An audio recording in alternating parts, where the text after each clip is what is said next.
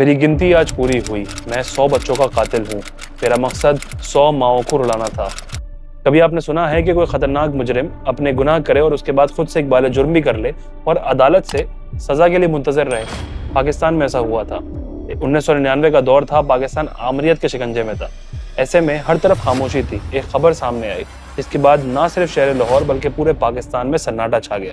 माँ बाप खौफजदा हो गए, घबराने लग गए और अपने बच्चों को घर से बाहर निकलने नहीं दिया। यहाँ तक कि स्कूलों की छुट्टियां करा दी, क्योंकि एक शख्स ने एतराफ़ किया था कि उसने 100 छोटे बच्चों के साथ ज्यादती की, उनका कत्ल किया, उनकी बॉडी के 100 टुकड़े छोटे छोटे टुकड़े किए और एसिड के ड्रम में डाल के डिसॉल्व कर दिया। ये कहानी है पाकिस्तान की तारीख के एक भयानक सीरियल किलर जावेद इकबाल की।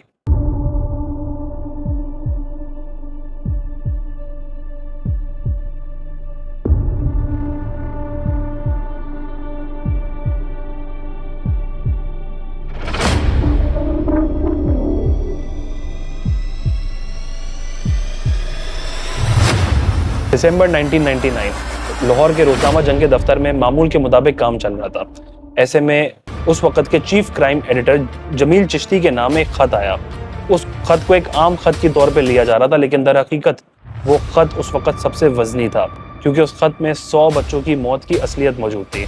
जमील चिश्ती ने जब वो खत खोला तो उनके पैरों तले जमीन हिल गई। उन्होंने 100 बच्चों की तस्वीरें देखी और खत पढ़ा, जिसमें लिखा था, आज मेरी गिनती पूरी हुई। मैं 100 बच्चों का कातिल हूँ। मेरा मकसद 100 माओं को रुलाना था। ये लिखते हुए उन्होंने सारी तफसीलात बताई कि कौन बच्चे थे, क्या उनकी उम्र थी, ज़्यादातर 6 से 16 साल थी, नाम क्या था, ताल्लुक़ कहाँ से रखते थे, किस तरह से वो लेकर आता था और क्या कुछ उनके साथ करता था। ये सारी तफसीलात के साथ एक एड्रेस दिया हुआ था और कहा कि अगर यकीन ना हो तो इस एड्रेस पर जाकर देख लें। उस वक्त जमील चिश्ती के जहन में दो बातें आईं। पहली ये कि या तो किसी ने ये बहुत बुरा मजाक किया है या फिर ये ख़त वाकई हकीकत पर मबनी है।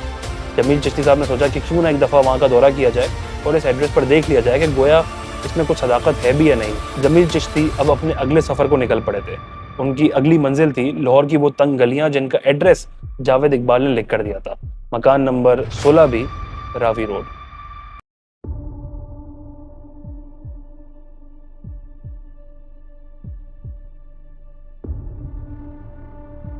बीबीसी उर्दू को इंटरव्यू देते हुए जमील चिश्ती ने बताया कि जब वो वहां पहुंचे तो घर पर ताला लगा हुआ था। मोहल्ले वालों की मदद से उन्होंने सीढ़ी लगाई और फलांग कर अंदर दाखिल हुए तो वो मंजर किसी कयामत से कम नहीं था। फर्श पर, दीवार पर खून के धब्बे मौजूद थे। दीवार पे बच्चों की तस्वीरें लगी हुई थी। घर पे बच्चों का सामान जैसे कि कपड़े, घड़ी, जूते, इस तरह की चीजें मौजूद थी। और साथ साथ एसिड के 2 ड्रम भी थे, जिसमें अभी भी बॉडी के कुछ हिस्से पूरे तरीके से डिसॉल्व नहीं हुए थे और शदीद बदबू थी। मैंने जब ड्रम खोला तो आप सोच भी नहीं सकते मेरी क्या हालत हुई। उसमें लोथड़े थे और एसिड से मेरे हाथ जल गए। तो वो सारा कुछ जो जावेद इकबाल ने कहा, सारा क्राइम सीन उसी तरह था। ये मंजर देखने के बाद सबके वहाँ रोंगटे खड़े हो गए, लेकिन सवाल ये था कि जावेद इकबाल ने अपना कन्फेशन पुलिस को क्यों नहीं दिया और एक सहाफ़ी को क्यों दिया। इसकी वजह जावेद इकबाल ने खुद बताई थी। एक वजह ये थी कि वो पहले एक मरतबा पुलिस को कन्फेस कर चुका था, लेकिन पुलिस ने ये कहकर इस केस को आगे सीरियसली लिया ही नहीं कि ये तो कोई पागल शख्स है, ये क्या 100 बच्चों को मारेगा। ना घर की तलाशी ली, ना उससे पूछताछ की और केस को बंद कर दिया।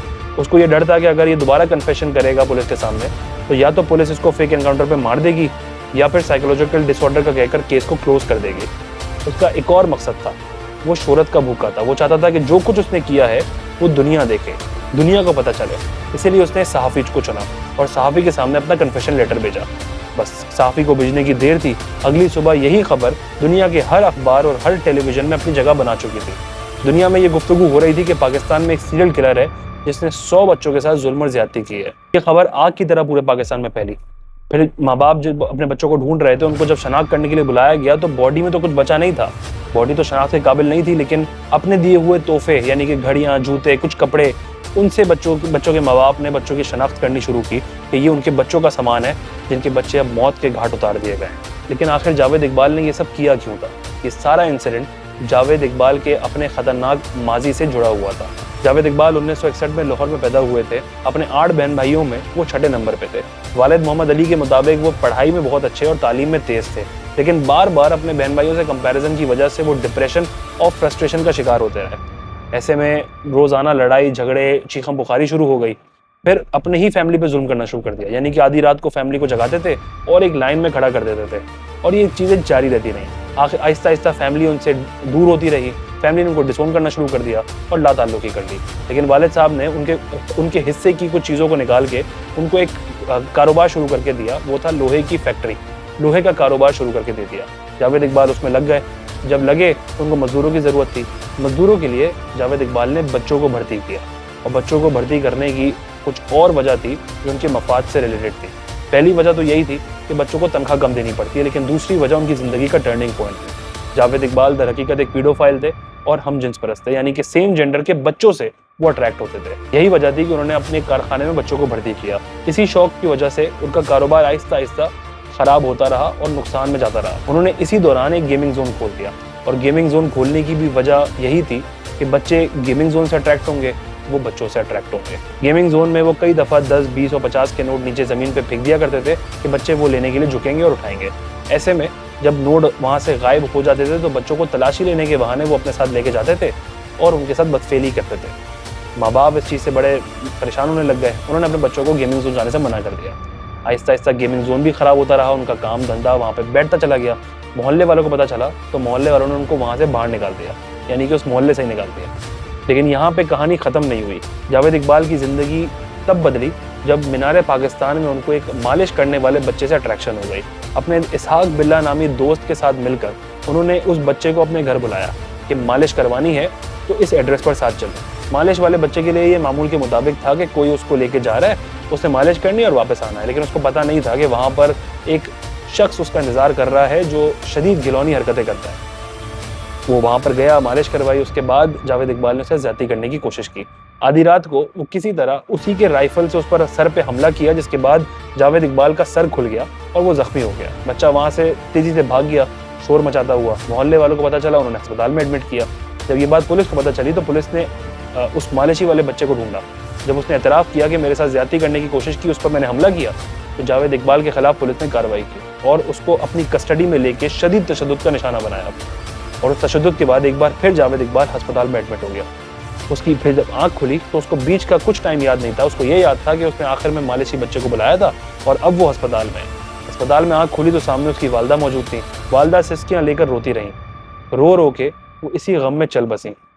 बस यहाँ पे जावेद इकबाल की ज़िंदगी बदल गई। जावेद इकबाल के अंदर जो थोड़ी बहुत भी इंसानियत बची थी वो ख़त्म हो गई, और वहाँ से उसके अंदर एक पेशी दरिंदगी पैदा हो गई। और वहाँ बैठकर उसने बदले की ठान ली और ये सोच लिया कि उस बच्चे की वजह से उसकी ज़िंदगी यहाँ तक आई है, तो अब ऐसे 100 बच्चों को वो कत्ल करेगा, और मेरी माँ जिस तरह रो रो के मर गई, इसी तरह वो 100 माँओं को रुलाएगा। ये उसकी ज़िंदगी का मकसद बन गया था। और इस मकसद के तहत जब वो अस्पताल से बाहर निकला तो फाइनेंशियल क्राइसिस का शिकार था। इस दौरान उसके जो थोड़े बहुत बिजनेस बचे थे उसने उसको बेचा और रावी रोड पे मकान नंबर 16 भी किराए पे उठा लिया। उसने कुछ टारगेट सेट कर लिए। अब वो दत्ता दरबार लाहौर, मीनार पाकिस्तान और ऐसी मुख्तलिफ जगहों को नज़र में रखेगा और वहाँ से भागे हुए बच्चे, यानी जो अपने घर छोड़ के भागते हैं, उनको ढूंढेगा और उनको लेकर आएगा और उनके साथ उनको कत्ल कर देगा। उसने अपनी तलाश का आगाज़ किया तो मीनार पाकिस्तान में एक 12 साल का बच्चा जिसका नाम नदीम था वो उसको मिला। उसने उसको ऑफ़र दी कि क्या काम करोगे उसके लिए। उसने कहा हाँ जी करूँगा। वो भावलपुर से भागा हुआ बच्चा था, लाहौर में मौजूद था। उसको इसने ये काम सौंपा कि दत्ता दरबार लाहौर, मीनार पाकिस्तान और इस तरह गली मोहल्लों में घूमने वाले बच्चे जो अपने घर से भागे हुए हैं या पहनने को कपड़े ढूंढ रहे हैं या खाने को खाना ढूंढ रहे हैं, रहने को जगह ढूंढ रहे हैं, उनको ढूंढ के लेकर आए। वो ढूंढ के लेकर आता था और इसी तरह जावेद इकबाल खुद भी जा के ढूंढता था। उसको ऐसे बहुत से बच्चे मिलते थे जो कपड़ों की तलाश में, जो खाने की तलाश में, जो रिहाइश की लिए जगह ढूंढते थे। ऐसे बच्चों को वो अपने साथ लेकर आता था, उनको खाना भी खिलाता था, उनको कपड़े भी दिलाता था और उनको रहने के लिए जगह भी देता था। उसके बाद उनके साथ बदफेली करता था। बदफेली करने के बाद एक जंजीर से, चेन से उनका गला घोट के उनको मारने के बाद उनकी बॉडी के टुकड़े करके एसिड के ड्रम में डाल देता था और बॉडी पूरे तरीके से डिजोल्व होने के बाद उस बॉडी को अपने साथ लेके जाता था और लोकल रिवर के अंदर, लोकल नदी के अंदर बहाता रहा। ये सिलसिला जावेद इकबाल ने जब शुरू किया तो 1, 2, 3 करके 147 दिन तक वो ये काम करता रहा और अगले 147 दिन में उसने अपनी 100 की गिनती पूरी कर दी। 100 बच्चों के साथ ज्यादती, 100 बच्चों के साथ कत्ल, 100 माओं को रुलाना और उनकी बॉडी को डिसॉल्व करना। ये करने के बाद फिर उसने जमील चिश्ती को ख़त लिख कर भेजा था। जब ये ख़त भेजा, हाई अलर्ट पे केस शुरू हुआ, उसकी तलाश शुरू हुई। वो पुलिस की गिरफ्त से बहुत दूर था। पुलिस उसको ढूंढती रही, किसी को पता नहीं था जावेद इकबाल कहाँ है और कैसा दिखता है। एक दिन रोजनामा जंग के दफ्तर के बाहर एक रिक्शा आके रुकता है। वहां से एक शख्स लड़खड़ाता हुआ बाहर निकलता है, क्योंकि तशद्दुद उसके ऊपर बहुत हो गया था। वो लड़खड़ाता हुआ रोजनामा जंग के दफ्तर में आके रिसेप्शन पे कहता है कि जमील चिश्ती से मुलाकात करनी है, उनको बताइए मैं हूँ जावेद इकबाल, 100 बच्चों का कातिल। जब उसने अपना तारुफ करवाया तो रोजनामा जंग के दफ्तर पे खामोशी छा गई, और फिर वो सहाफ़ियों के साथ बैठकर आराम से सारी तफसीलात बताता हुआ बात करता रहा। 3-4 बच्चे घरों को वापस आ गए, फिर आपका सारा ये शाहीन साहब किस तरह का? ये बात अथॉरिटीज़ को पता चली तो फ़ौरन रोजनामा जंग के दफ्तर को फौजियों की और पुलिस की भारी नफरी ने हर तरफ से घेर लिया और फाइनली जावेद इकबाल को हिरासत में ले लिया। अदालत में केस शुरू हुआ तो जावेद इकबाल वही शोहरत का भूखा हर तरह से अपनी स्टेटमेंट्स को बदलता रहा। कभी अपने दोस्त इसाक बिल्ला के ऊपर नाम लगा दिया, तो कभी अपनी फैमिली में अपने बड़े भाई ज़ियाउल हक के ऊपर नाम लगा दिया कि कहा उसमें ज़ियाउल हक भी शामिल है। फिर एक दफ़ा उसने बताया कि किसी ने उसके घर पे ज़बरदस्ती घुसकर बच्चों के साथ ज्यादती की, और इस गिल्ट में आके उसने ये कन्फेशन किया और अपने लिए सिंपैथी लेता रहा और कहा कि मैं इसमें शामिल नहीं हूँ। लेकिन उस वक़्त के जज अल्लाह बख्श रांझा, उनके कंधों पर बड़ी भारी जिम्मेदारी थी। उन 100 माओं की आंखें उनको तक रही थी कि वो क्या इंसाफ करते हैं। अल्लाह बख्श रांझे के कंधे पे जो जिम्मेदारियां थी उन्होंने पूरे तरीके से निभाने का सोचा। उन्होंने उसकी हर स्टेटमेंट को खारिज करते हुए तमाम सबूत और गवाहों को सामने रखा और एक ऐसा तारीखी फैसला सुनाया जो पाकिस्तान की तारीख में ना कभी पहले हुआ था और ना शायद आज तक हुआ है। वो फैसला उन्होंने सुनाया ताकि जावेद इकबाल एक इबरत का निशान बन सके। उन्होंने एक फैसला सुनाया कि जावेद इकबाल को भरे मजमे में उन 100 माओं के सामने मीनारे पाकिस्तान के बाहर 100 बार फांसी की सज़ा होगी, उसी जंजीर से जिस जंजीर से ये बच्चे का गला घोटता था। उसके बाद उसकी बॉडी के 100 टुकड़े किए जाएंगे जिस तरह उसने 100 बच्चों के टुकड़े किए। फिर उस टुकड़ों को एसिड के ड्रम में डाल दिया जाएगा जिस तरह उसने उन 100 बच्चों के टुकड़ों को एसिड के ड्रम में डाला। ये सज़ा सुनाने की देर थी कि हर तरीके से फॉरेन एनजीओज और लोकल एनजीओज हरकत में आ गए। उन्होंने कहा ये ह्यूमन राइट्स वायलेशन है, ये आइन और शरीयत के खिलाफ सज़ा दी गई है और ये सज़ा किसी सूरत कबूल नहीं होनी चाहिए। अल्लाह बख्श रांझे मुसलसल इस बात पर डटे रहे कि ये सज़ा होगी तो ये शख्स इबरत का निशान बनेगा और ऐसे आने वाले वाक़यात में बहुत सारे लोग अपने आप को दूर कर लेंगे। अल्लाह बख्श रांझे इस बात पर डटे रहे और ये फैसला सुनाने के बाद उन्होंने केस को क्लोज कर दिया। लेकिन ये कहानी यहाँ पर रुकी नहीं, बल्कि कहानी ने एक नया रुख तब लिया जब अक्टूबर 2001 इस दिन एक खबर सामने आई कि जेल के अंदर इसाक बिल्ला और जावेद इकबाल दोनों मुर्दा हालत में पाए गए हैं। दोनों ने अपनी कमीज को अपना फंदा बनाया और अपनी अपनी जान ले ली। लेकिन इनकी मौत ने बहुत सारे सवालात खड़े कर दिए। उस वक़्त के जज अल्लाह बख्श रांझे का मानना है कि ये कोई खुदकुशी नहीं है, ये सोची समझी साजिश के तहत उन दोनों को मारा गया है। क्योंकि इतना हाई वोल्टेज केस जिसमें जेल में भी उनके लिए इतनी सिक्योरिटी मौजूद थी, इतनी सिक्योरिटी के बीच उन्होंने खुदकुशी कैसे कर ली या उनको करने कैसे दी खुदकुशी।